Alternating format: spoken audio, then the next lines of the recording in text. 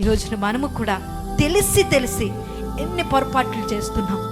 అయ్యా, నేను పొరపాటు చేయను, నేను తప్పిపోను, కష్టమైన నష్టమైన నా జీవితాన్ని నీ కొరకే నిలవబెడతానయ్యా అని ఎన్నిసార్లు మనం దేవునికి మాటిచ్చాం, ఎన్నిసార్లు దేవునికి సన్నిధిలో ఎన్ని తీర్మానాలు తీసుకున్నాం.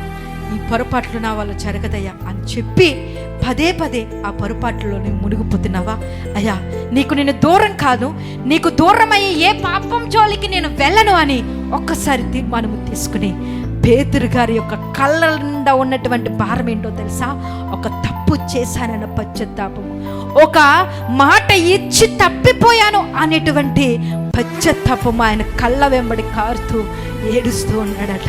అయ్యా, నన్ను క్షమించు, నేను తప్పే చేశాను, ముమ్మార్లు నువ్వు ఖండించినా కానీ నేను ఒకటే చెప్పాను, నీ మరణంలో కూడా నేను బాలిభాగస్తుడుగా ఉంటాను, కానీ నేను విడిచిపోనని చెప్పాను.